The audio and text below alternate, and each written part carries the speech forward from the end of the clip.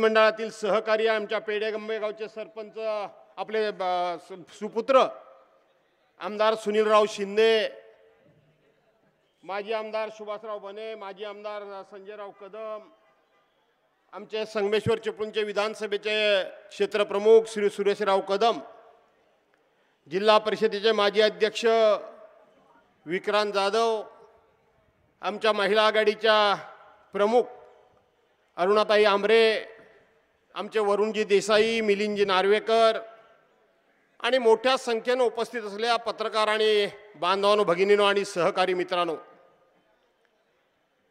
माननीय उद्धवसाहेब ठाकरे यांनी कुटुंब संवाद हा कार्यक्रम सुरू केलेला आहे। त्याची सुरुवात आमचे रायगडचे शिवसेनेचे नेते माजी केंद्रीय मंत्री आदरणीय आनंदजी गीते साहेब यांच्या नेतृत्वाखाली रायगडमध्ये सुरुवात झाली। 1 आणि 2 तारखेला त्या रायगडमध्ये मित्रांनो, ज्या रायगडमधले शिवसेनेचे 3 आमदार हे मिंदे गटामध्ये गेले, ज्या रायगडमध्ये आदरणीय शरदचंद्रजी पवार साहेब यांच्या पक्षाचा एकमेव खासदार, तो खासदार सुद्धा त्या भारतीय जनता पार्टीला जाऊन मिळाला। आपल्याला आश्चर्य वाटेल की त्या रायगडमध्ये आज कोणीही आमदार नाही, कोणी खासदार नाही, पण त्या रायगडमध्ये अशा पद्धतीची जी एक संतापाची लाट उसळली आहे, अशा प्रकारच्या जनतेचा उद्धव बाळासाहेब ठाकरे यांना पाठिंब्याचा जनसागर उसळला आहे की 2 दिवसामध्ये, म्हणजे एका जिल्ह्यामध्ये एक सभा घेणं अवघड असतं, पण 2 जिल्ह्यामध्ये त्या ठिकाणी लाखाच्या 6 सभा माननीय उद्धवसाहेब ठाकरेंच्या झाल्या। काय संदेश मिळतो यातून आपल्याला? काय विचार आपल्या सर्वांच्या समोर येतो? आज उद्धव साहेबांच्याकडे आपण सर्वांना देण्यासारखं काय आहे? उद्धव साहेबांच्याकडे आपल्याला देण्यासारखं आज काही नाहीये। उद्धव साहेब सांगतात की आज माझ्याकडे काही देण्यासारखं नाही। या भारतीय जनता पार्टीच्या ज्या भारतीय जनता पार्टीवर 35-40 वर्ष शिवसेनेने प्रामाणिकपणे संसार केला, मी कधीच ज्या ठिकाणी राहतो तिथल्या कुठल्याच पक्षाच्या लोकांना अनादराने कधीच बोलत नाही। मला भारतीय जनता पार्टीचे काही लोक या ठिकाणी भाषण ऐकायला आले असतील, त्यांना सुद्धा मला आजच्या निमित्ताने एक प्रश्न विचारायचा आहे। आठवा तो काळ आठवा। मी ज्या वेळेला शिवसेनेचा तालुका प्रमुख या भागातला झालो, त्यावेळेला काँग्रेसच्या ग्राम पातळीच्या ग्रामपंचायत सदस्यापासून दिल्लीच्या पंतप्रधानापर्यंत काँग्रेसची सत्ता होती। त्यावेळेला मी आणि माझ्या बरोबरचे असलेले असे अनेक शिवसैनिक 1 पाऊल जमिनीवर, 1 पाऊल कोर्टात, 1 पाऊल पोलीस स्टेशनला, असे दिवस आम्ही त्या काळामध्ये काढत होतो।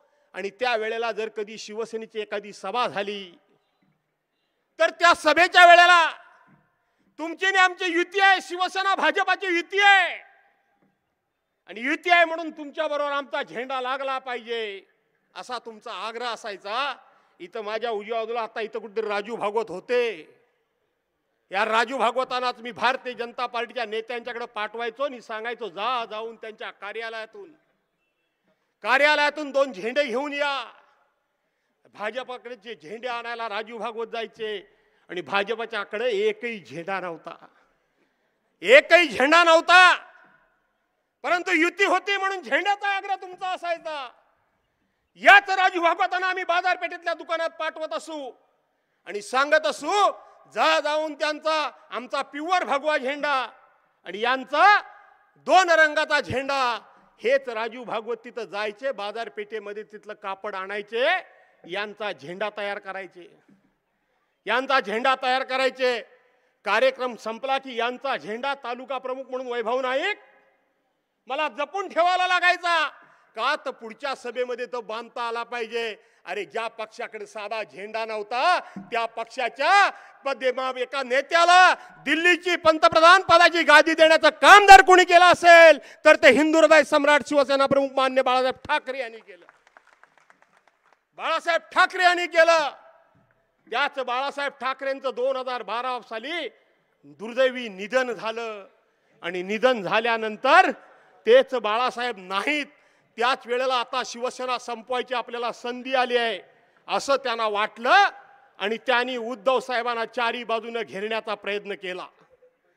उद्धव साहेबांची बरोबर 2014 ची युती तोडली. त्यांना असं वाटत होतं की उद्धव साहेब स्वतःच्या बळावर 5 आमदार सुद्धा निवडून आणू शकत नाही असं त्यांना वाटत होतं. अख्खी दिल्लीची सत्ता, ज्या ज्या राज्यामध्ये जे जे मुख्यमंत्री असतील त्यांची सगळी सत्ता ही त्यावेळेला महाराष्ट्रामध्ये एकट्या उद्धव साहेबांच्या विरोधात उतरली होती, एकट्या उद्धव साहेबांच्या विरोधात उतरली होती. आणि त्याही वेळेला एकट्या उद्धव साहेबांनी या महाराष्ट्रामध्ये उद्धव साहेबांनी त्यावेळेला एक जबरदस्त अशी घोषणा केली होती. मी काही त्यांच्याबरोबर नव्हतो, पण त्यांनी त्यावेळेला घोषणा केली होती की अशाच पद्धतीने छत्रपतींची गादी आणि छत्रपतींचं राज्य बुडवण्याकरता म्हणून दिल्लीतून मोगल चालून आले होते. अशा पद्धतीने उद्धव साहेबांनी त्यावेळेला शब्द प्रयोग केला आणि एकाएकी उद्धव साहेब लढले आणि एकट्या मर्दानं 63 आमदार त्या काळामध्ये निवडून आणले. एकट्या मर्दानं.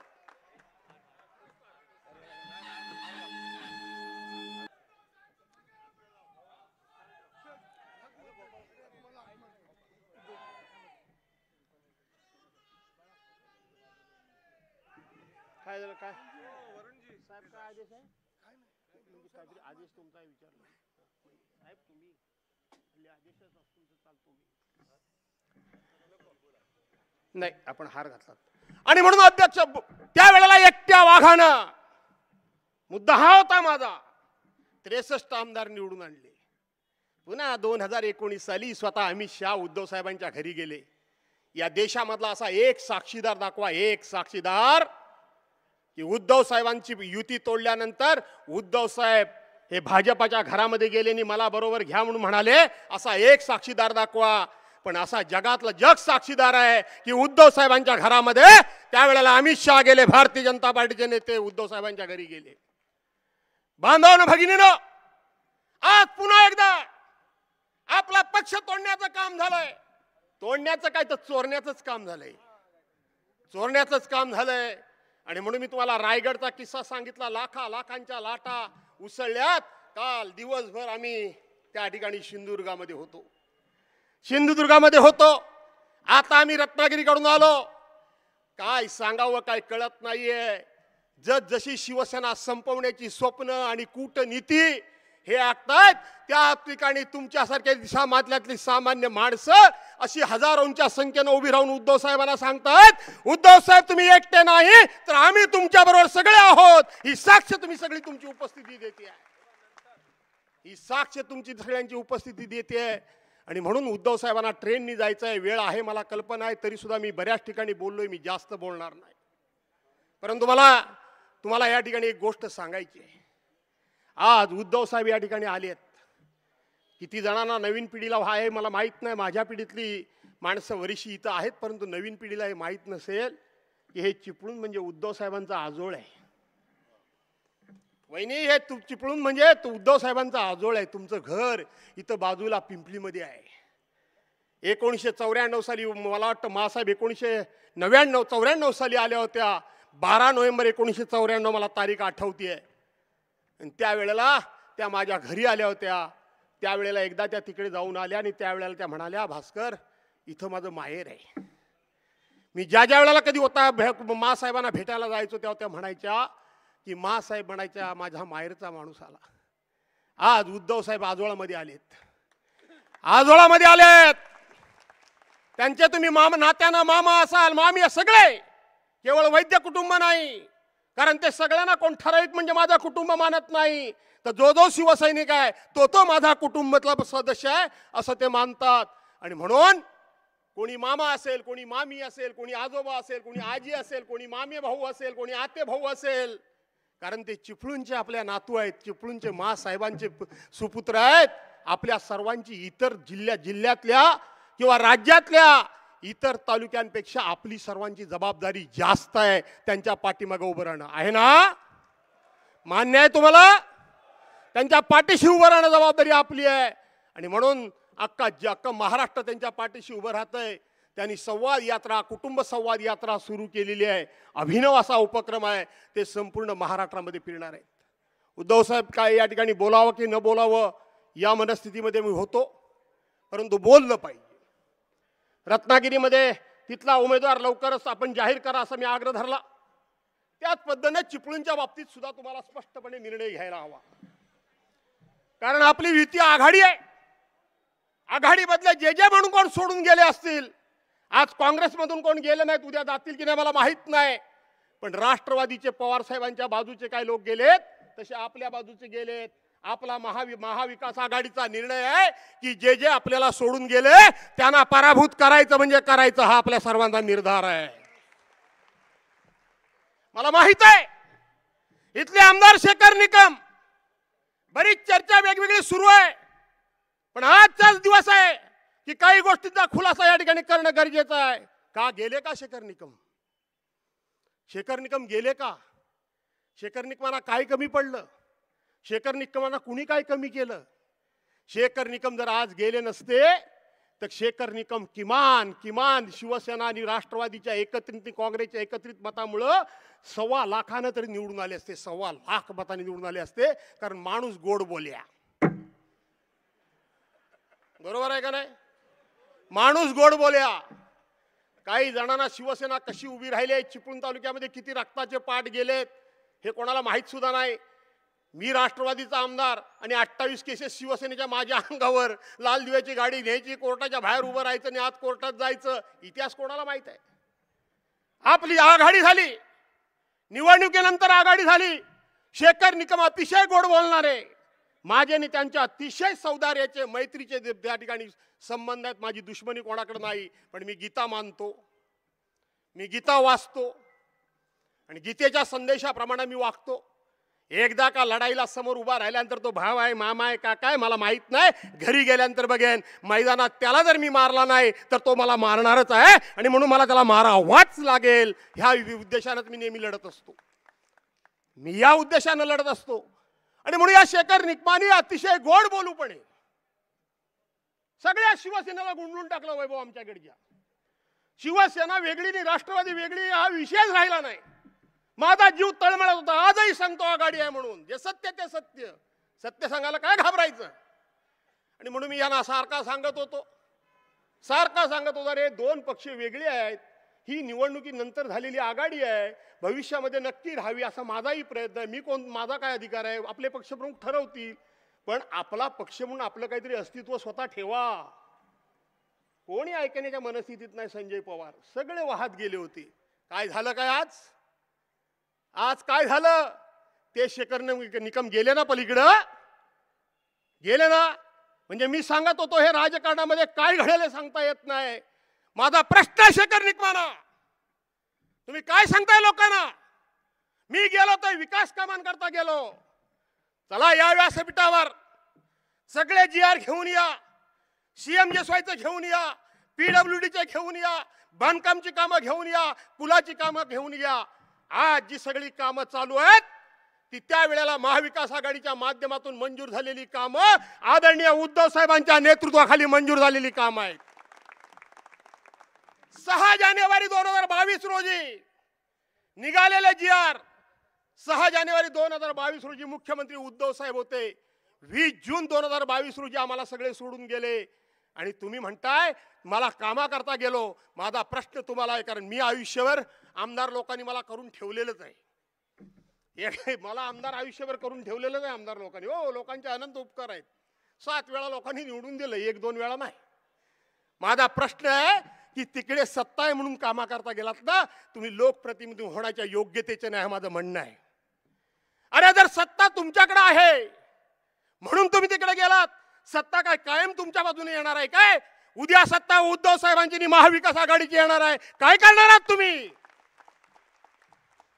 सत्ता असो अगर नसो, या जनतेला लोकप्रतिनिधी असा आहे, सत्ता असली तर ठीक आहे, नसली तर सभागृहामध्ये संघर्ष करणारा, जनतेकरता अधिकाऱ्यांच्या बरोबर संघर्ष करणारा असा लोकप्रतिनिधी पाहिजे. आणि म्हणून इथं मी मैत्री दोस्ती बिस्ती काही नाही. मुस्लिम बांधवांना सांगेन, सगळ्यांना सांगेन, लोकसभेला तुम्ही तर नक्कीच मदत करणार आहात या महाविकास आघाडीच्या उमेदवाराला, पण उद्याच्या विधानसभेच्या निवडणुकीमध्ये मी ज्यावेळेला तर एकच फक्त किस्सा सांगतो, जेव्हा शेखर निकम तिकडे तिकडे गेले तेव्हा सगळे असे थंडगार पडले, कोणी काय बोलायला तयार नाही. त्यावेळेला फक्त मीच एक आवाज दिला. ज्या पद्धतीनं तानाजी मालुसरे सिंहगड घ्यायला गेले होते, कोंढाणा किल्ला घ्यायला गेले होते आणि तानाजी मालुसरे पडल्यानंतर सगळं सैन्य सैरावारा झालं होतं, तेव्हा सूर्याजी मालुसरेंनी सांगितलं, अरे पळता कुठे?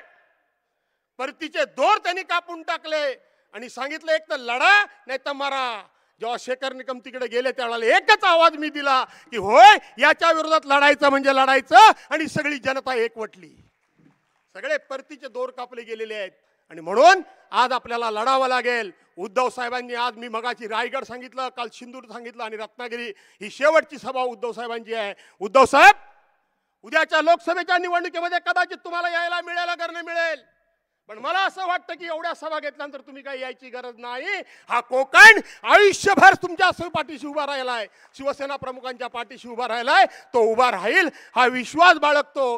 पुन्हा एकदा आपलं स्वागत करतो आणि पुन्हा या ठिकाणी थांबतो. जय हिंद, जय महाराष्ट्र. शिवसेना पक्षप्रमुख उद्धव साहेब हे या व्यासपीठावर आगमन झालेलं आहे आणि चिपळूणच्या या अथांग जनसमुदायाला मार्गदर्शन करण्यापूर्वी मी जिल्हा प्रमुख सचिन कदम, प्रतापराव शिंदे, विनोद झगडे, शशिकांत मोदी यांना विनंती करतो, माननीय पक्ष बाळा कदम आणि बाकी सर्वच पदाधिकाऱ्यांना विनंती करतो, सर्वच पदाधिकाऱ्यांना विनंती करतो की पक्षप्रमुख उद्धव साहेबांचं त्यांनी पुष्पहार देऊन स्वागत करावं.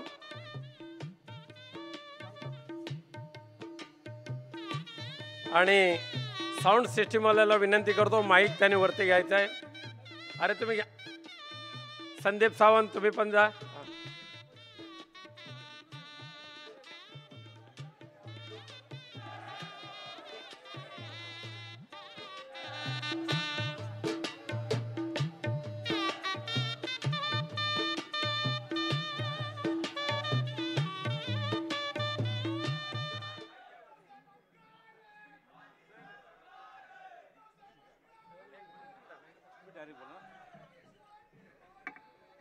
पूर्वी चिपळूण म्हटल्यानंतर दर पावसाळ्यामध्ये पुराच्या पाण्यामध्ये बुडणारी बाजारपेठ शहर, 2 वर्षापूर्वी 3 वर्षापूर्वी तसा दुर्दैवी प्रसंग या ठिकाणी घडला आणि मध्यरात्री पुराचं पाणी जे घुसलं चिपळूणमध्ये, चिपळूणच्या शहरामध्ये, बाजारपेठेमध्ये, घराघरामध्ये, आणि त्या आपदग्रस्त चिपळूणला आधार देण्यासाठी मुख्यमंत्री पदावर बसलेले माननीय पक्षप्रमुख उद्धवजी ठाकरे हे त्यावेळेला सर्वप्रथम या चिपळूणमध्ये दाखल झाले आणि उद्धव साहेबांच्या आदेशान्वये त्यावेळेला अर्थमंत्री असलेले अजितदादा पवार यांच्या सहकार्यामुळे आपण चिपळूण मुक्त म्हणजे पूरमुक्त चिपळूण करण्याचा प्रयत्न माननीय उद्धव साहेबांनी केलेला आहे आणि त्यामध्ये यशस्वी झालेलो आहोत. साहेबांच्या भाषणाच्या एकच सूचना आहे की आपण पुरापासून चिपळूणाची मुक्ती केलेली आहे, संगमेश्वर सुद्धा पुरमुक्त केलेला आहात. आज चिपळूण, राजापूर, संगमेश्वर हे जे डोंगर कोसळतात त्याची सर्वेक्षण करण्याचा आदेश त्यावेळेला तुम्ही दिला होता IITला, तो आता चालू झालेला आहे. आणि एकच फक्त विनंती आहे की आता ब्ल्यू लाईन आणि येलो लाईन जे मारलेले आहेत, ब्ल्यू लाईन येलो लाईन ज्या मारलेल्या आहेत, त्यामुळे चिपळूणचा विकास थांबलेला आहे. आपण मुख्यमंत्री झाल्यानंतर पहिलं त्याच्यातून चिपळूणवासियांची सुटका करा. आपल्याला विनंती करतो की आपण मार्गदर्शन करा.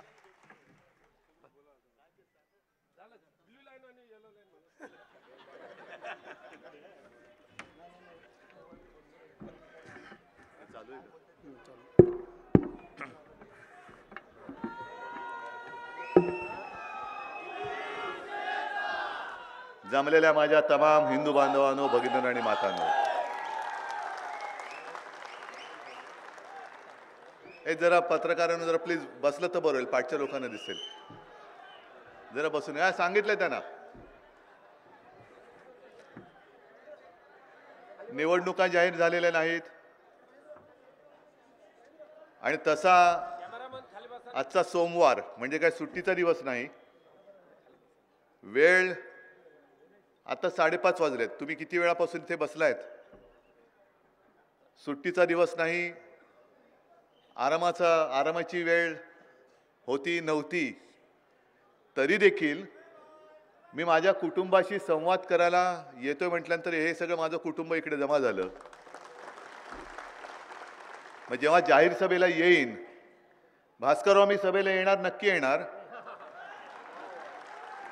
पण तुम्ही सांगितले त्याच्यामुळे प्रचाराच्या सभेला नाही आलो तरी विजयाच्या सभेला येणार.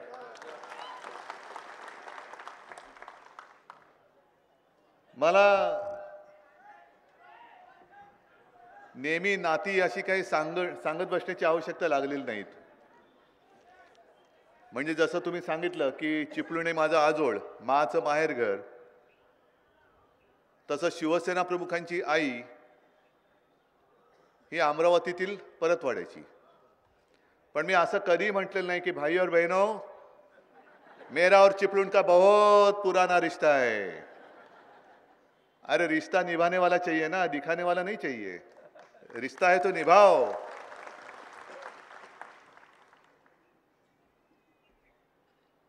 हे नुसते रिश्ते हे असतात,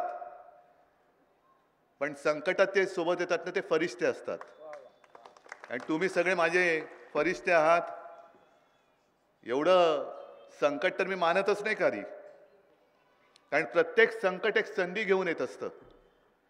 जे माझ्या आजोबांनी शिकवलंय की संकटाच्या छाताडावरती चालून जा, तसं संकट आलं की त्याच्या छाताडावरती चालून जातो मी. आणि एक गोष्ट बरी झाली की अशा ज्या काही वेळेला संकटासारख्या गोष्टी येतात, तेव्हा आपल्या आजूबाजूंचे जी लोक असतात त्यांचे बुरखे फाटतात. खरं कोण आणि खोटं कोण कळतं. सगळं काही देऊन सुद्धा ज्यांची लाळ गळत असते ते मुखवटे गळल्यावरती कळतं. आणि असे सगळे लाल घोटे हे आज भाजपसोबत गेलेत.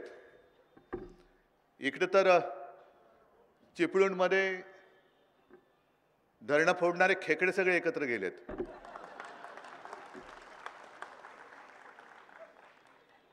बरोबर ना? आता खेकडा म्हटला की खेकडा तो तिरकाच चालणार. पण खेकड्याचं काय करायचं तुम्हाला कल्पना आहे? काय करायचं? अरे सोमवार आहे ना आज. आजचे दिवस तरी सोडा खेकड्याला. आणि अमावस्या पौर्णिमा कधी आहे बघा, म्हणजे निदान भरलेला तरी असेल. हे जे काय मी तुम्हाला सगळ्यांना भेटतोय त्यामागे राजकारण आहे का? हो, आहेच. कारण ज्या पद्धतीने भारतीय जनता पक्षाचा जो एक कारभार चाललेला आहे, मी सर्वोच्च न्यायालयात आपण गेलेलो आहोतच. आशा आहे वेळेमध्ये निकाल लागेल, न्याय मिळेल ही अपेक्षा सर्वोच्च न्यायालयाकडनं नाही ठेवली तर आणखीन कोणाकडनं ठेवायची? पण सर्वोच्च न्यायालयाच्या बरोबरीने आपल्या देशामध्ये जे सगळ्यात मोठं न्यायालय ते तुम्ही आहात, जनतेचं न्यायालय. जनतेचं न्यायालय. त्या जनतेच्या न्यायालयात एक गेल्या काही दिवसांपूर्वी जनता न्यायालय, मला नाही वाटत की असा प्रयत्न किंवा अशी काही गोष्ट यापूर्वी कोणत्याही राजकीय पक्षाने केली असेल. कारण लोकांना दाखवलं तोंड राहिलं पाहिजे ना. आम्ही काही पाप नाही केलं म्हणून आम्ही लोकांसोबत जाऊ शकतो, लोकांमध्ये मिसळू शकतो. आणि आज सुद्धा बघा इकडे कुटुंब संवाद म्हटल्यानंतर मी काय देणार आहे का तुम्हाला? काहीच नाही देणार आहे. माझ्या हातात ठेवलंय काय? माझे हात रिकामे आहेत. तुम्हाला सगळ्यांना माहिती आहे की माझे हात रिकामे आहेत. मी काही तुम्हाला देऊ शकत नाही. तरी सुद्धा एक सुद्धा माणूस इकडे मी भाड्याने आणलेला नाही. माझ्याकडे एक सुद्धा माणूस भाडकाऊ नाही. पण जेव्हा सत्ताधारी येतात हल्लीचे, सरकार आपल्या दारी करत काहीच नाही, तिथे सुद्धा झालेल्या योजनांचा पुन्हा एक पाढाव असतात. आणि काही जणांतर दिलेली प्रमाणपत्र पुन्हा देतात. मग दुसऱ्या दिवशी बातम्या येतात की यांच्या कार्यक्रमाला अर्ध्याहून अधिक खुर्च्या रिकाम्या होत्या. इथे एक सुद्धा खुर्ची रिकामी तर नाहीच, पण इकडे रस्त्यावरती पण जागा उभं राहिला नाही, इकडे सुद्धा उभं राहायला जागा नाही. ही शिवसेनेची ताकद आहे. म्हणजे भारतीय जनता पक्षाला वाटत होतं, आता मी भारतीय जनता पक्ष जरा सभ्यपणाने बोललो, पण बाळासाहेबांचे विचार सोडलेत असे जे म्हणतात त्यांना ते सोडले नाहीत हे कळण्यासाठी मी कमळाबाई म्हणतो. कारण कमळाबाई शब्द माझा आहे का? कोणी दिला कमळाबाई नाव? बाळासाहेबांनी दिला. आणि परत मी तर घराणेशाहीवाला आहे, एक तर घराणेशाहीवाला आणि बाळासाहेबांचे विचार पकडून ठेवणार. म्हणून कमळाबाईला असं वाटलं की शिवसेना ही संपेल. 2014 सालीच ते आपल्याला संपवायला निघाले होते. मग मी त्यांना प्रश्न जेव्हा विचारतो, अजूनही कोणाचं धड उत्तर येतच नाही. आज जे आपले पंतप्रधान घराणेशाहीच्या विरुद्ध टाहो फोडतायत, 2014 साली मीच पक्षप्रमुख होतो. जे आत्ताचे बोलतायत की यांच्याकडे पक्षप्रमुख पदच नाही, मग तुम्ही पाठिंबा कोणाचा घेतला होता? तेव्हा जे राष्ट्रपती होते प्रणव मुखर्जी, त्यांच्याकडे मला नेलं होतं. म्हणजे आम्ही सगळ्यांसोबत गेलो होतो आणि ज्या पत्रावरती सही केली होती. आम्ही आमच्या युतीचे नेते म्हणून श्रीयुत नरेंद्र मोदी यांना पंतप्रधान पदाचे दावेदार किंवा उमेदवार म्हणून घोषित करत आहोत, कृपया आपण मंजुरी द्यावी. त्या पत्रावरती माझी सही का घेतली होती? 2019ला पण मग तुमचा अर्ज भरायला मला का बोलवलं होतं? अमित शहाने मला का बोलवलं होतं? 19 साली, त्याच्या आधी 18 साली जी आपली युती जवळपास तुटल्याच जमा होती, ती पुन्हा करण्यासाठी मातोश्रीवरती तुम्ही का आला होतात? मिंद्याकडे का गेला नव्हता? तो जर आत्ता पक्षप्रमुख म्हणते तर मिंद्याने जर तुम्हाला सांगितलं असतं की आपण भाजपाबरोबर जायचंय, तर तुम्ही गेला असतात. मग कशाला तुम्ही माझा पाठिंबा घेतलात? म्हणजे तोपर्यंत तुम्हाला माहिती होतं की हा पक्षप्रमुख आहे. पण मोदीजी, आत्ता तुम्ही घराणेशाहीबद्दल जो टाहो फोडताय, एक तर पहिलं माझं म्हणणं आहे की घराणेशाहीबद्दल बोलणारा माणूस हा घरंदाज असायला पाहिजे. त्याचं स्वतःचं घर दार कुटुंब हे व्यवस्थित सांभाळून जर तो घराणेशाहीबद्दल बोलला तर मी समजू शकतो. पण स्वतःचा काही पत्ता नाही, तुम्ही आमच्या घराणेशाहीवरती बोलताय.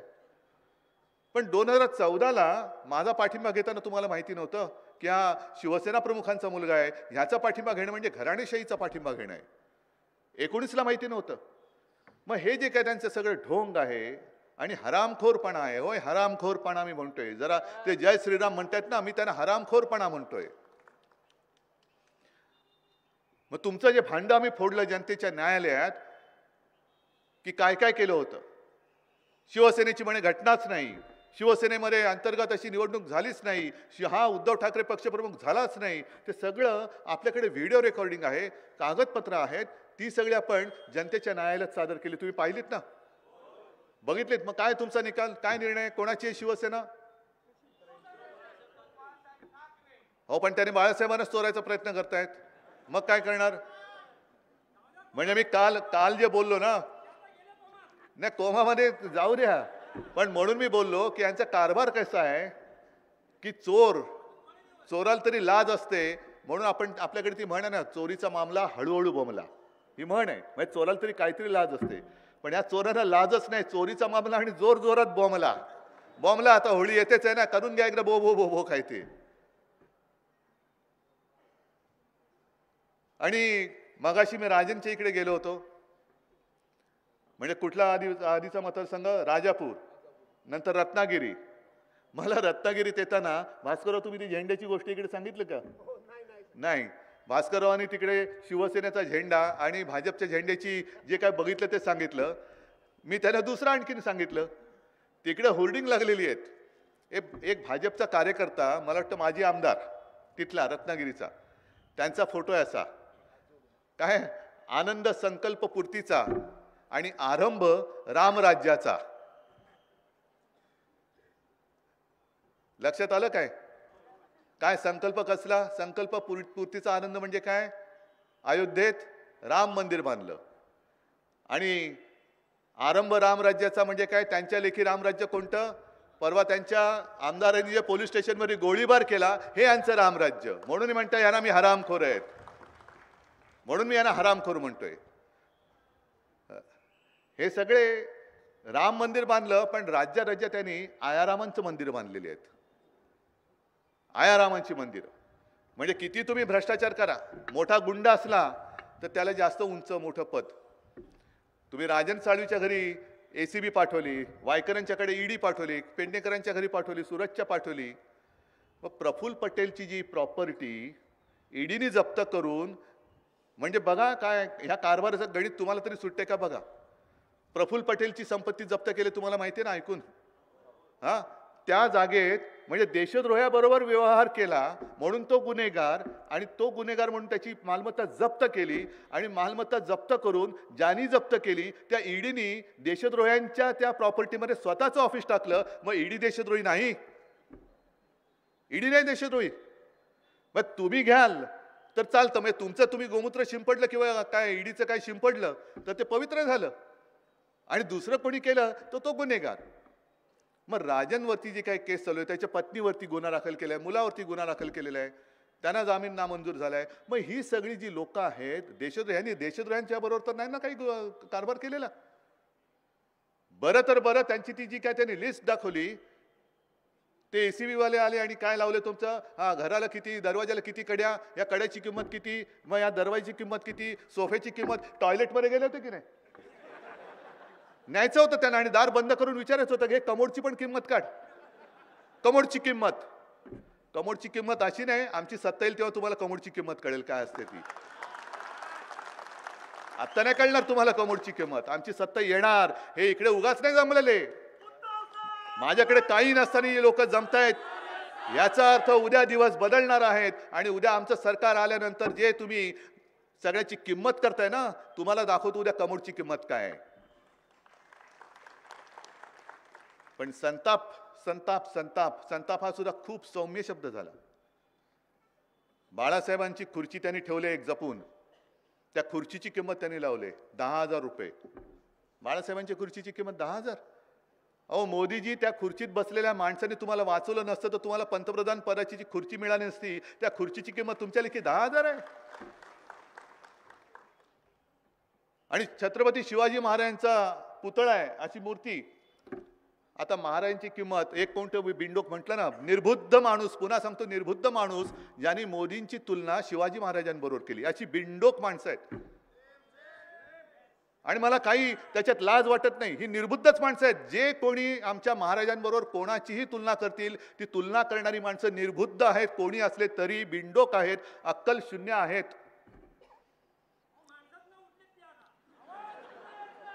ही निर्बुद्ध माणसं आहेत, म्हणजे त्यांची अंधभक्त आहेत. उगाच काहीतरी धर्माच्या नावाने मारामाऱ्या करायच्या.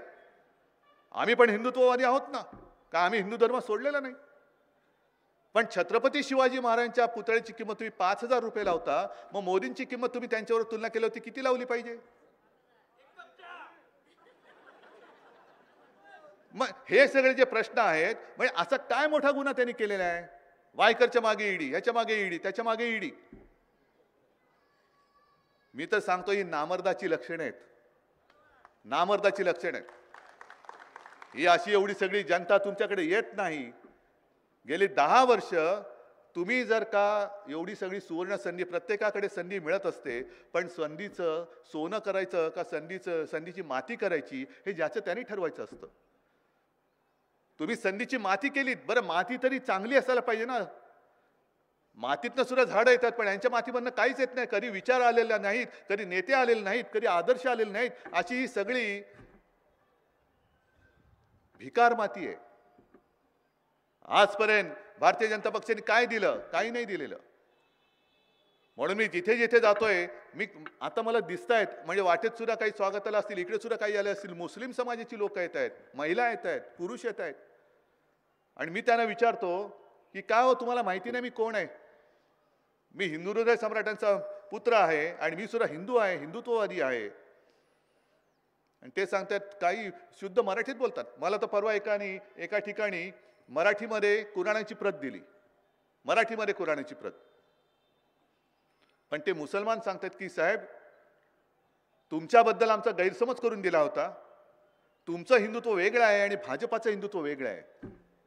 म्हटलं काय हिंदुत्व आहे? त्याला तुमचं हिंदुत्व आहे ते घरातली चूल पेटवणार आहे, आणि भाजपचं हिंदुत्व हे घर पेटवणार आहे. म्हणून मी भारतीय जनता पक्षाला सांगतोय की तुम्ही आम्हाला धर्म वगैरे शिकवायला जाऊ नका, हिंदुत्व शिकवायला जाऊ नका. कारण माणसाने धर्म घडवलेला आहे, तुम्ही धर्माने माणूस बिघडवू नका. माणसाने धर्म घडवलाय आणि तुम्ही धर्माने माणूस बिघडवताय. गाडगे बाबा कोण होते? काय हिंदू नव्हते? पण गाडगेबाबांनी जो एक धर्म शिकवला, जो तहानलेला असेल त्याला पाणी देणं, जो भुकेला असेल त्याला अन्न देणं, आणि ज्याला घर नाही त्याला घर देणं, ज्याच्याकडे वस्त्र नाही त्याला वस्त्र देणं, ही दशसूत्री मी मुख्यमंत्री असताना मंत्रालयाच्या दारात लावली होती. यांनी सरकार पाडलं आणि ते पण काढलेलं. मग टीका झाली, मग टीका झाल्यानंतर परत लावली असं म्हणतात. मी नाही बघितलं ते. आहोत ना, आम्ही हिंदू आहोत, पण आमचं हिंदुत्व म्हणजे जो दुसऱ्या धर्माचा दिसेल त्याला ठोक असं नाहीये. मी गेल्या सभांमध्ये सातत्याने सांगतो आणि चॅनलच्या माध्यमातून तुम्ही सुद्धा पाहिलं असाल, म्हणून मी पुन्हा पुन्हा ते काही सांगत नाही बसत. पण निवडणूक आल्यानंतर यांना सगळ्यांचं जे प्रेमाचं भरतं येतं. निर्मला सीतारामन बाई ज्या बोलल्या की आता या देशामध्ये 4च जाती आम्ही मानतो, तरुण, गरीब, शेतकरी आणि महिला. मग सांगा ना, 10 वर्षात त्या शेतकऱ्यांसाठी काय केलं तुम्ही? शेतकरी आंदोलनाला बसले होते. कडाक्याच्या थंडीमध्ये काही शेकडो शेतकरी मृत्यू पावले. तुम्ही गेला होता तिकडे? पंतप्रधान गेले होते. महिला म्हटल्यानंतर मणिपूरमध्ये ज्या महिलांची विटंबना झाली, अशा कित्येक गोष्टी घडल्या असतील, पण अजून आपल्यापर्यंत पोहोचल्याच नाहीत आणि अशा गोष्टी होऊच नाहीत. तिथे पंतप्रधान गेले होते. आता जे पंतप्रधान वारंवार येत आहेत, आता पुन्हा एकदा म्हणजे मी काळाराम मंदिरात गेलो, त्याच्या आधी हे काळाराम मंदिरात गेले. सिंधुदुर्गामध्ये हे पण जाऊन आले. पण मी सिंधुदुर्गात जाऊन छत्रपती शिवाजी महाराजांच्या मंदिरात जाऊन तिथे माथा टेकून त्यांचे आशीर्वाद घेऊन आलो. मोदीजी, तुमचा कार्यक्रम ज्यांनी ठरवला तो फक्त शिवाजी महाराजांचं मंदिर विसरला आणि तुम्हाला उगाच तो तिकडे समुद्र किनाऱ्यावरती एक हेलपाटा मारून आणला. मग का गेला होता सिंधुदुर्गात? जगातले एकमेव आमच्या छत्रपती शिवाजी महाराज म्हणजे आमचं दैवत आहे, त्यांचं तिकडे मंदिर असताना नौदल दिन तुम्ही तिकडे साजरा केला. अभिमान आहे. हे नौदलाची ताकद ही एका व्यक्तीची नाही, ती माझ्या भारत मातेची आहे. तिकडे असंख्य जवान माझ्या भारत मातेसाठी म्हणजे आपल्यासाठी छातीचा कोट करून उभे असतात, म्हणून आम्ही हे सगळे सोहळे करू शकतो. ही ताकद त्यांची आहे. पण ती तुम्ही एका बाजूला केली, एका बाजूला उभारायचं म्हणून एक महाराजांचा पुतळा उभारला. झालं तुमचं काम. का नाही गेला सिंधुदुर्गात? का नाही गेला त्या मंदिरामध्ये? का नाही तिकडे माथा टेकलात? मग जर मी असं म्हटलं की तुमचं हे शिवप्रेम हे बेगडी आहे, मग ते सांगतील आता 19 तारखेला मी शिवनेरीवरती जातोय. पण शिवनेरीवरती जात आहे म्हणजे तुम्हाला अचानक माझ्या महाराष्ट्राचं प्रेमाचं भरतं यायला लागलंय म्हणून माझा महाराष्ट्र फसणारा नाहीये, अजिबात नाही फसणार. कारण सिंधुदुर्गात आल्यानंतर मला तरी असं वाटलं होतं की कोकणासाठी, जसं आता विनायक राऊत तुम्ही सांगितलं आणि लोकांना माहिती आहे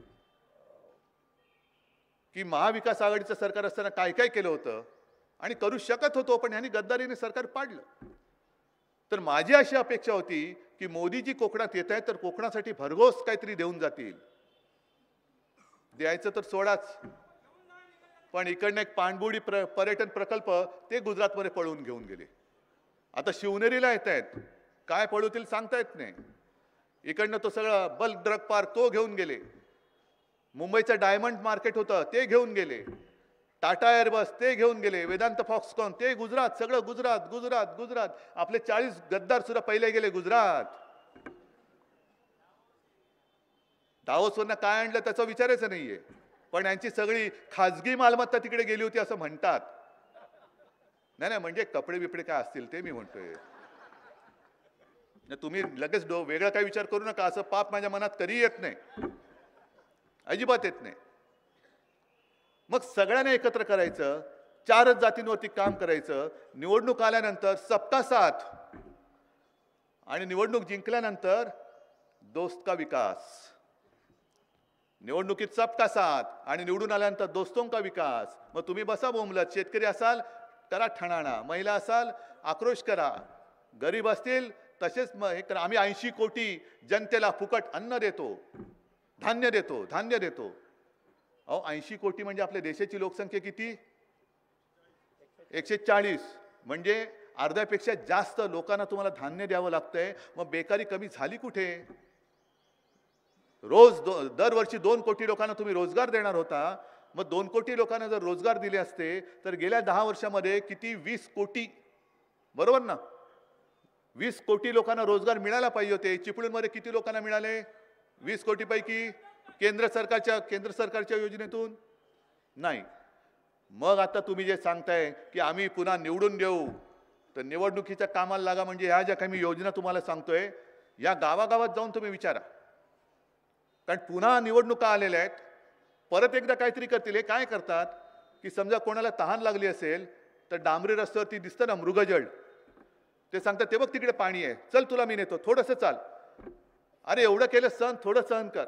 मग त्या डांबरी रस्त्यावरती पाय भासतात, पाय जळतात, पाय पोळतात, तरी पण आपण मृगजळाचा पाठलाग करतो. आणि ह्यांचं काम झालं का आता सांगतात बघ अजून थोडं पुढे जमलं तर जा, नाहीतर मर. हे मृगजळाचा पाठलाग करायला लावतात. आणि त्यांनी ज्या काही थापा मारल्या, आता कोण आले, कारण हल्ली गावागावामध्ये इकडे सुद्धा आला असेल कदाचित मोदी सरकारचा रथ आला होता ना, मग लोकांनी अडवला की नाही अडवला? कारण गरीब शेतकरी अडवतायत आणि विचारतायत अधिकाऱ्यांना, त्यांचं काहीच नाही, कारण त्यांना वरनं ऑर्डर येतात तसे ते कामं करतात. ते शेतकरी विचारतात हे मोदी सरकार की भारत सरकार, कोणाचं सरकार आहे? का भारताचं नाव माझ्या देशाचं बदललं तुम्ही? हे सरकार एकट्याचं नाहीये, हे सरकार भारत देशाचं आहे. भारत सरकार पहिलं लिहा. आणि कसल्या योजना तुम्ही सांगताय? आमच्याकडे तुमचं काही चालेल नाहीये. आणि या योजना मी लिहून आणल्यात, कारण काही वेळेला आपण विसरून जातो. पहिल्यांदा 2014ला सांगितलं होतं अच्छे दिन आएंगे, आले. प्रत्येकाच्या खात्यात 15 लाख रुपये येणार होते, आले. 2 कोटी लोकांना नोकऱ्या मिळाल्या. महिलांना काय मिळालं? म्हणून या योजना आहेत, जनधन योजना, उज्ज्वला योजना, आयुष्यमान भारत योजना, प्रधानमंत्री भारतीय जन औषधी योजना. ही योजना काँग्रेसची होती, यांनी नाव बदलून केलं. बरोबर ना? काँग्रेसची लोक इकडे आहेत, राष्ट्रवादीची पण आहेत. बरोबर आहे. पंतप्रधान स्वनिधी योजना. आता पंतप्रधान स्वनिधी योजना म्हणजे माझं असा समज आहे की हा प्रधानमंत्री केअर फंड असावा, पीएम केअर फंड, कारण त्याचा अकाउंटच कोणी मागायचं नाही. म्हणून हा पंतप्रधान स्वनिधी म्हणजे बहुतेक पीएम केअर फंड असेल. पीएमच्या नावाने पीएमचा अर्थ काय? हा कोकण पट्ट्या म्हणून तुम्हाला कळेल की पीएम म्हणजे काय. तर तुमचा चिपळूणचा हास्य जत्रेतला प्रभाकर मोरे, अरे वसाड्या पीएमचा अर्थ तरी सांग. हा, मग अर्थ विचारला का मग त्यांचं गाणं सुरू होतं, अगं शालू. हा बरोबर, दे ना पैसा. असं होतं त्यांचं ते.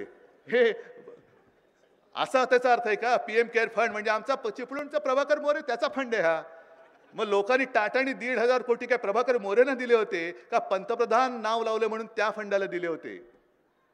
किती हजारो कोटी रुपये त्याच्यामध्ये गोळा झाले, कोणाचा कोणाला काही पत्ता नाही. पण माझ्या राजन साळवीच्या घरी जाऊन तुम्ही शिवाजी महाराजांच्या पुतळ्याची किंमत करता, बाळासाहेबांच्या खुर्चीची किंमत करता. मग प्रधानमंत्री तो जो काय पीएम केअर फंड आहे त्याचा हिशोब पहिला राजनला द्या आणि मग त्याच्या घरामध्ये जा.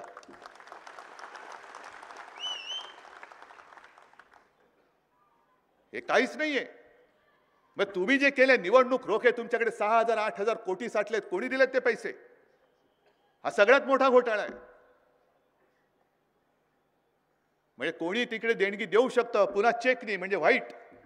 मग तुम्ही तिकडे त्यांना दिले, मग त्यांनी जर का दाऊदने जरी पैसे दिले असतील तरी आपल्याला कळणार नाही ते.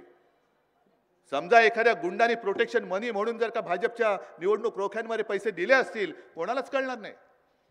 पण आमची योजना आहे, सरकारी योजना आहे. जसं सरकारी दारूचं दुकान असतं, अरे सरकारी असलं म्हणून काय ती काय दारू चढत नाही? शेवटी देशी म्हटल्यानंतर सरकारी असली तरी ती दारू चढतेच, दारू ती दारूच असते.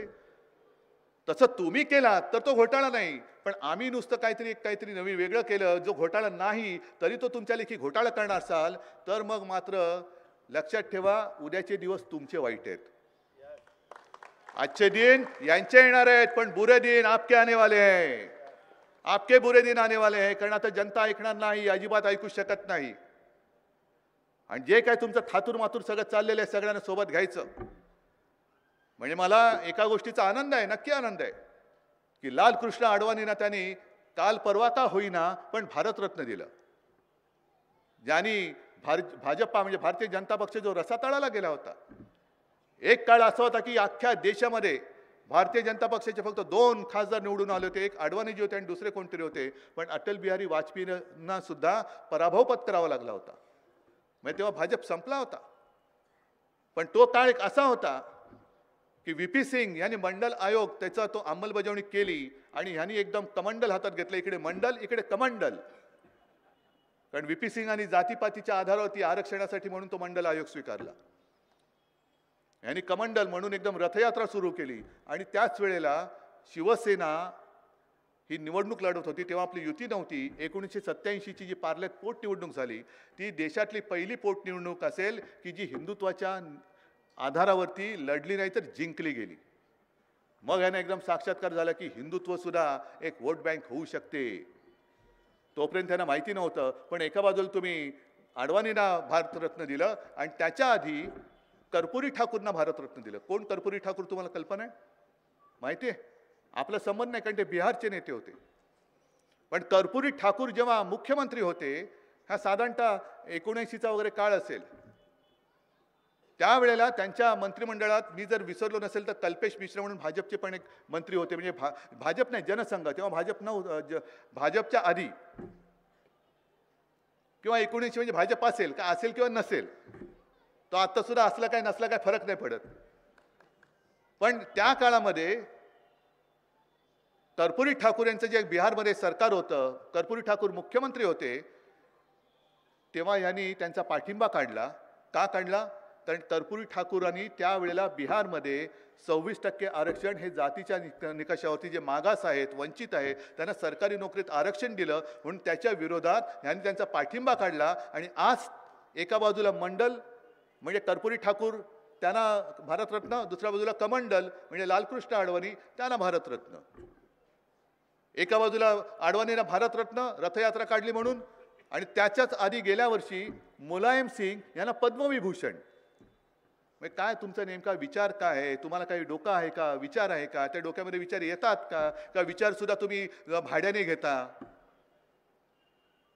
अरे कामं करा ना. आज जर का 10 वर्ष जर तुम्ही कामं केली असती तर आज शिवसेनेवरती तुम्हाला ही अशी फोडाफोडी करण्याची वेळ आली नसती. नितीश कुमारला फोडावं लागलं नसतं. शिवसेनेवरती म्हणजे माझ्यावरती जेव्हा तुम्ही आरोप करता की काँग्रेस सोबत गेलो म्हणून आणि हिंदुत्व सोडलं, मग नितीश कुमारने काही वर्षांपूर्वी म्हणजे हल्लीच जे संघमुक्त भारत, संघ म्हणजे RSS मुक्त भारत असा जो नारा दिला होता, ते नितीश कुमार काय कडवट हिंदुत्ववादी म्हणून तुम्ही त्यांना मिठी मारलीत? तुमच्या सोबत जेव्हा कोणी येत नव्हतं तेव्हा शिवसेना प्रमुखांनी तुमच्या हातात हात मिळवला होता. समोर काय होणार आहे माहिती नाही, काळोख होता. तेव्हा राजकारणामध्ये दोघंही आपण अस्पृश्य होतो.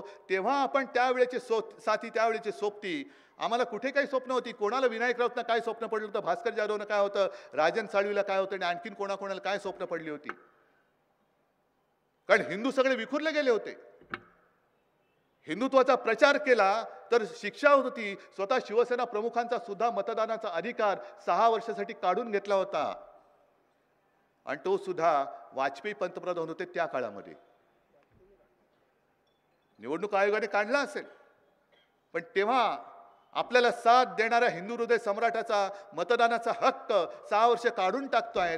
पण हे कोणी काही बोलले नव्हते तेव्हा. आणि तुमच्याकडनं आम्ही हिंदुत्व शिकू. मला यांच्याकडनं काही शिकण्याची गरजच नाही. आमची फसगत झाली म्हणून मी मागे एकदा बोललो होतो की 25 वर्ष माझ्या शिवसैनिकांची आणि शिवसेनेच्या आयुष्याची यांच्या सोबतीमध्ये सडली. हे मी आज पुन्हा बोलतोय. खरंच सडली. आणि जे लाचार होते ते निघून गेले. भेकड असतील ते जावं. भेकडाने इकडे स्थानच नाहीये. पलीकडे सुद्धा मी गेलो होतो त्या रत्नागिरीमध्ये, ज्याला मी मंत्री केला होता. काय बाकी ठेवलं होतं द्यायचं? मिंद्याला सुद्धा जे द्यायचं होतं ते दिलंच होतं. मग इतर जर का तुम्ही राजकीय पक्ष बघितले प्रत्येक प्रदेशामध्ये, मी जे नेहमी सांगतो की अरे माझी इच्छा नसताना मला मुख्यमंत्री व्हावं लागलं. पण दुसरे जे पक्ष आहेत दुसऱ्या राज्यांमध्ये, तिकडे चंद्रबाबू प्रमुख तर चंद्रबाबूच मुख्यमंत्री होतो. करुणानिधी त्यांच्यानंतर स्टॅलिन असेल, नितीश असतील, आणखीन कोण असतील, ते जगनमोहन रेड्डी, सगळीचकडे तिकडे संगमा असतील, प्रत्येक ठिकाणी आणि ममता दिदी असतील, प्रादेशिक पक्षाचे जे प्रमुख असतात तेच मुख्यमंत्री होतात. तरी देखील त्यावेळेला शिवसेना प्रमुखांनी मनोरथी न केलं. यावेळी सुद्धा जर का भाजपाने आपलं दिलेलं वचन पाळलं असतं तर दुसरा कोणी शिवसैनिक मुख्यमंत्री झाला असता.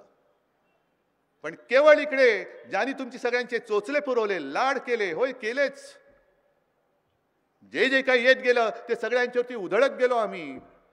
आणि जरा कुठे अपवादात्मक परिस्थितीमध्ये मला ती जबाबदारी स्वीकारावी लागली तर लगेच घराणेशाही. काय तुमची स्वप्न? काय तुम्हाला कोंब फुटले? म्हणजे यांनी बाळासाहेबांचे विचार सोडून दिले. या जरा मुंबईमध्ये या. तुम्हाला दाखवतोय कसे बाळासाहेबांचे विचार पकडून तिकडे गेले ते. जे मिंदेसोबत गेले आमदार, त्यांना आमदार निधी 20-20, 25-25, 30-30 कोटी मंजूर झालेला आहे. जे माजी नगरसेवक शिवसेनेच्या तिकिटावरती निवडून आलेले, जे मिंदेकडे गेले, त्यांनी हिंदुत्व न सोडता 5-5 कोटीचा निधी घेतला. म्हणजे आमच्या बाकीच्यानी अजय चौधरी आहेत, रवींद्र वायकर आहेत, यांनी पत्र देऊन, राजन पण असतील, भास्करराव तुम्ही असाल, सगळ्या आमदारांनी विकास निधीची पत्र लिहून सुद्धा पेनं झिजली, शाई संपली, कागद संपले, पण मंजुरीच मिळत नाही. 1 रुपया मिळत नाही. पण हे जे आपले लबाड तिकडे बसले होते, ज्यांनी शिवसेना कोणाची हा कडी-कुलपात बंद होऊन निर्णय घेतला, त्या नार्वेकरांना मात्र पत्र दिल्या ते पलीकडचे तुमचे टोकाचे आहेत ना, सावंतवाडीचे, लबाड लांडगा ढोंग करते, म्हणजे नेहमी असेच असतात, खाली मुंडी पातळ ढोंडी. त्यांनी पत्र येताच क्षणी त्याच दिवशी त्यांना 27 का 28 कोटी रुपये मंजूर. हे तुमचं हिंदुत्व. आणि हे काही लोकांना दिसत नाहीये. सगळे बघतायत. जी एक आपल्याकडे दुसरं म्हणतात ना की मांजर डोळे मिटून दूध पितं, पण तिच्या लक्षात येत नाही तिने डोळे मिटले तरी जगाचे डोळे उघडे असतात. जरा थांबा, निवडणूक येऊ दे, मग हातातला स्वतः तुमच्या कुठे मारतो ते बघा. आता तुम्हाला वाटतं तुम्ही डोळे मिटून दूध पिताय, पण जरा स्वतः हातात आल्यानंतर कसा हाणतो. कारण ते तुकाराम बुवाने सांगितले ना, नाठाळाच्या माथी हाणू काठी. ती तुकाराम महाराजांची काठी घेऊनच तयार राहायचं मतदानाला. आणि हे चिपळूण म्हटल्यानंतर मला आठवतंय जो पूर आला होता, त्या पुरामध्ये पूर आल्यानंतर सुद्धा मी, भास्करराव, आपण सगळेजण, विनायक तुम्ही तर इकडे 20-22 दिवस ठाण मांडून बसला होतात. कोण खासदार असं जाऊन बसतो? कोणतं सरकार काम करतं? मी तर बाजारपेठेत चालत गेलो होतो, लोकांच्या मध्ये उद्वेग होता आणि मी बघितलं अक्षरशः सगळं उद्ध्वस्त झालेलं. ते दुकानं होती, काही घरं होती, त्याच्यात सगळ्या चिखलाने राडा झाला होता. सगळं चिखल चिखल चिखल कसं स्वच्छ करायचं? मी मुंबई महापालिकेची ती यंत्र इकडे पाठवली होती. ठाणा, मुंबई, नवी मुंबई इथून यंत्र पाठवली होती. शिवसैनिक आले होते. आणि तुम्ही साक्षात हे आपण केलं होतं की नव्हतं तुम्ही सांगा. चिपळूणकरांनी केलं होतं ना. आणि तरी सुद्धा एक प्रसंग, एक घटना मी विसरू शकत नाही, जी माझ्या हृदयाला खरंच चटका लावून गेली. ती इथल्या हॉस्पिटलमध्ये करोना काळामध्ये जे झालेले मृत्यू, ते मी विसरू शकत नाही.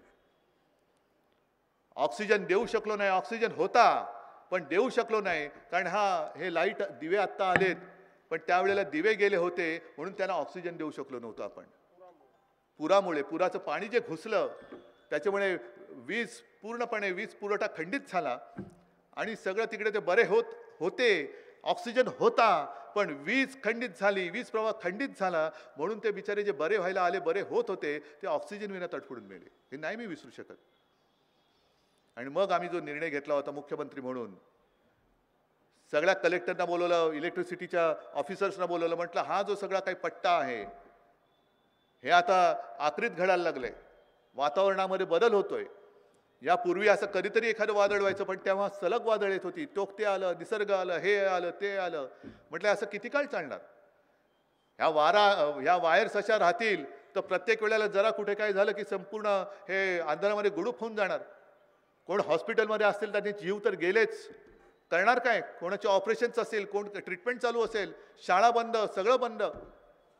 ह्याच्यासाठी म्हणून मी मंजूर केला होता निधी की भूमिगत त्या विजेच्या तारा टाकायच्या, म्हणजे वीज वाहक तारा ज्या आहेत त्या भूमिगत करायच्या. म्हणजे वादळ आलं तर खांब पडण्याची काही गरजच, म्हणजे खांब असला काय नसला काय, वीज पुरवठा थांबणार नाही कधी आणि कोणाचाही प्राण उपचाराविना जाणार नाही. ही तरतूद, होय, मी थोडं अभिमानाने सांगेन की मी मुख्यमंत्री म्हणून केलं होतं, कारण माझ्या हृदयाला लागलेली ती घटना आहे.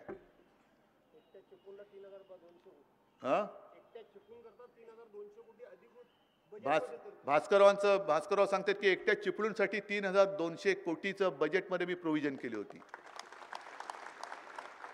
ही गर्दी इकडे जमली ती काय उगाच नाही जमलेली. आज निवडणुकीमध्ये मी येऊन तुम्हाला काहीतरी सांगेन तर तुम्ही मला विचाराल की अरे आधी का नाही आलास? पण आधी मी येऊन गेलो होतो आणि यापूर्वी पण आलो होतो, यापुढे पण येणार आहे. आणि एक गोष्ट नक्की की ही दुर्घटना एक झाली तरी देखील तुमच्याकडे येणं नुसतं चालू नाही ठेवणार. मी काम करून येऊन दाखवेन, काम करून येऊन दाखवेन. आणि म्हणून आता या निवडणुका येत आहेत, थापेबाजी जोरात होईल. अच्छे दिन परत आणायचं काहीतरी स्वप्न, त्याच्यानंतर बस हो गई महंगाई की मार, अब की बार अमुक सरकार, बस हो गया इसका पार, अब की बार इसकी सरकार. त्यांना सांगायचं बस हो गया तुमचा सगळा कारभार, अब की बार भाजपा तडीपार. झाला, बस झाला तुमचा कारभार, अब की बार भाजपा तडीपार. ही एकच घोषणा आणि एकच प्रतिज्ञा मनामध्ये घेऊन जर का तुम्ही उभे राहिला नाहीत तर मग मात्र आपल्या देशाला कोणी वाली राहणार नाही. कारण देशाची वाटचाल ही हुकुमशाहीच्या दिशेने चालू आहे, हुकुमशाहीच्या दिशेने. आणि मी सांगण्याची गरज नाही, ज्या पद्धतीने त्यांनी शिवसेना फोडली, जे नड्डा बोलले की या देशात एकच पक्ष राहील. ठीक आहे, निवडणुकीत जय पराजय आम्ही स्वीकारतोच, पण सरकारी यंत्रणा वापरून जर का तुम्ही पक्षाची तोडफोड करायला लागाल तर उद्या आमची सरकार आल्यानंतर तुम्हाला तोडून फोडून टाकल्याशिवाय राहणार नाही, हे लक्षात ठेवा. आणि या हुकुमशाहीपासून माझी ही लढाई नाही एकट्याची. माझं मुख्यमंत्रीपद गेलं नाही, मी सोडून दिलं एका क्षणामध्ये. इकडे माझी पत्नी बसले, तिला विचारा, फेसबुक लाईव्ह केला, घरामध्ये आलो आणि सांगितलं चल निघायचं, आता आहे तसं आपण निघायचं. मोह असता तर मी चिकटून बसलो असतो, पण मी तसा काही मोह ठेवलाच नाही, अजिबात ठेवला नाही. मी तुमच्या बरोबर आहे आणि तुम्ही माझ्या बरोबर आहात. आणि जी लढाई मी लढतो आहे ती केवळ शिवसेनेची नाही, केवळ भाजपा बरोबर नाहीये, केवळ मोदींबरोबर नाहीये, तर ही लढाई तुमची आहे. तुम्ही विचार केला पाहिजे की जर यावेळेला भाजप सरकार परत आलं तर तुमच्या पिढ्या ज्या आहेत त्या पुढच्या पिढ्या हुकुमशहाच्या ताब्यात जाणार आहेत. मग इकडे माता भगिनी बसल्यात, तुम्हाला हे मंजूर आहे तुमच्या पुढच्या पिढ्या हुकुमशहाच्या हातामध्ये देणं?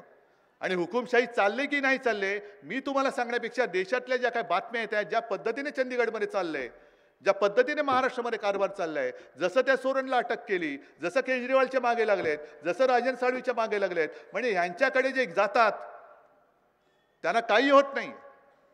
म्हणजे अगदी तिथला तो आसामचा सुद्धा मुख्यमंत्री, त्यांच्यावरती सुद्धा भ्रष्टाचाराचे आरोप होते.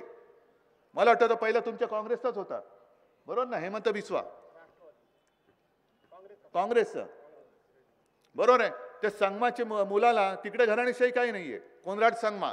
अमित शहाने आरोप केले होते की देशातलं सगळ्यात भ्रष्ट सरकार हे तिथे आहे, तरी निवडून आल्यानंतर त्याला मुख्यमंत्री करून त्याच्या मांडीला मांडी लावून बसता. हेमंत बिस्वाला डोक्यावर घेतलं, इथे याला डोक्यावर घेतलं. म्हणजे एकतर हे सगळे पक्ष तोडून टाकायचे, मोडून टाकायचे आणि त्यांची जी पालखी वाहतील तेवढेच सगळे स्वच्छ. तुम्ही भ्रष्टाचार करा, भाजपात या, आपको कुछ नहीं होगा, ये मोदी गॅरंटी आहे, ये मोदी गॅरंटी. हे अशा गॅरंट्या फिरंट्या नको, मला तुमची एक गॅरंटी पाहिजे. मी लढतोय, तुम्हाला पटते की नाही? या लढाईमध्ये तुम्ही माझ्यासोबत रणांगणात उतरणार आहात की नाही, ही एकच गॅरंटी द्या. आणि गॅरंटी देणार असाल तर एकदा छत्रपती शिवाजी महाराज की जय अशी घोषणा द्या की दिल्ली दणाणली पाहिजे. द्या, तुम्ही द्या. छत्रपती शिवाजी महाराज की जय भवानी. हिंदू हृदय सम्राट शिवसेना प्रमुख मान्य बाळासाहेब ठाकरे यांचा. अरे उद्धव साहेब तुम आगे बढ़ो. जय हिंद, जय महाराष्ट्र. राष्ट्रगीतासाठी सर्वांनी उभं राहायचं आहे. जनगण मन अधिनायक जय हे भारत भाग्य विधाता. पंजाब सिंध गुजरात मराठा द्राविड उत्कल वंग. विंध्य हिमाचल यमुना गंगा उच्चल जलधि तरंग. तव शुभ नामे जागे, तव शुभ आशीष मागे. गाहे तव जय गाथा. जनगण मंगलदायक जय हे भारत भाग्य विधाता. जय हे, जय हे, जय हे, जय जय जय जय हे. भारत माता की